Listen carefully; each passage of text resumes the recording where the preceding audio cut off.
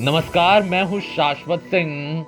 News for social में आपका स्वागत है।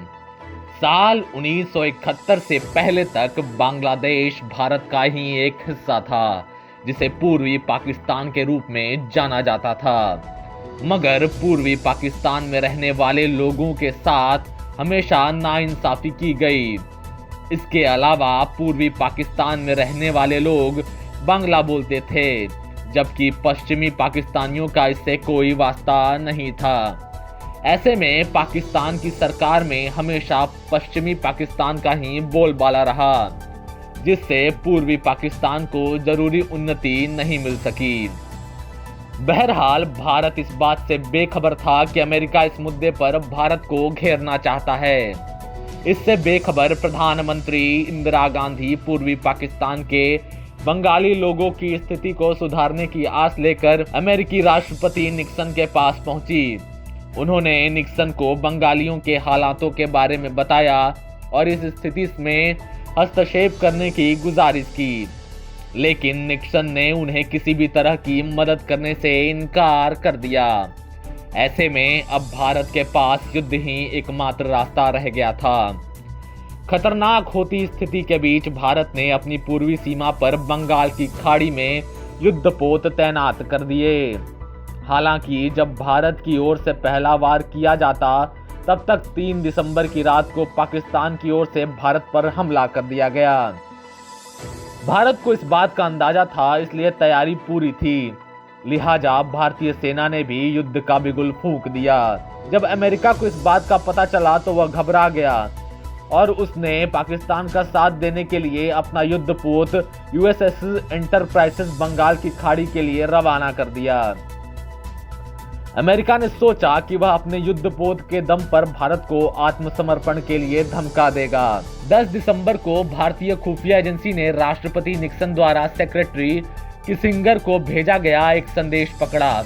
इसमें निक्सन ने कहा कि उनका 75,000 टन न्यूक्लियर पावर एयरक्राफ्ट युद्धपोत यूएसएस एंटरप्राइजेस अपने निर्धारित स्थान पर पहुंच गया है। खबर मिलते ही भारतीय नौसेना ने भी जवाब में अपने युद्धपोत विक्रांत को मैदान में उतार दिया। अब यूएसएस एंटरप्राइजेस और भारतीय शहरों के बीच विक्रांत चट्टान बनकर खड़ा था। पूर्वी पाकिस्तान के लोग अब पश्चिमी पाकिस्तान से नफरत करने लगे थे। इसी के साथ वहां अलगाव की राजनीति शुरू हो गई, जो अब भयानक रूप ले चुकी थी। इस अलगाव या कहें विद्रोह को दबाने के लिए पूर्वी पाकिस्तान ने बल प्रयोग किया और कई सैन्य ऑपरेशन भी चलाए। ऐसी स्थिति में भारत पर खतरा आन पड़ा था। बड़ी संख्या में पूर्वी पाकिस्तान के लोग भारत में अवैध रूप से प्रवेश करने लगे। इस स्थिति से निपटने के लिए भारत ने सैन्य ऑपरेशन चलाया। हालांकि इसमें अमेरिका ने अपनी टांग अड़ानी चाहिए और उसने भारत पर हमले के लिए अपने पोत बंगाल की खाड़ी में भेज दिए, लेकिन भारत के सहयोगी रूस ने अमेरिका की इस नीति को फेल कर दिया।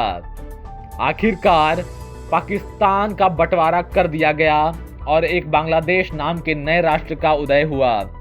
बंगाली शरणार्थी पूर्वी पाकिस्तान से निकलकर भारत में आने लगे थे, जो कि भारत के लिए परेशानी का सबब बनते जा रहे थे।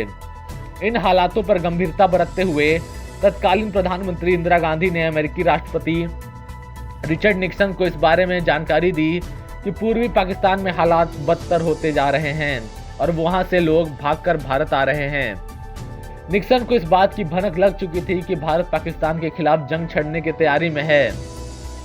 दरअसल अमेरिका पाकिस्तान के साथ सेनेटो और सिएटो संधि में तहत जुड़ा हुआ था और अमेरिका को डर था अगर युद्ध हुआ और भारत जीत गया तो उनके समर्थन से एशिया में सोवियत संघ का विस्तार और बढ़ जाएगा। 28 मार्च 1971 को अमेरिकी secretary of state wheeler Roger को पाकिस्तान से एक खत आता है, जिसमें लिखा था कि हमारी सरकार देश में पूर्वी हिस्से में फैली असंतुलन की स्थिति को काबू करने में पूरी तरह से फेल हो गई है।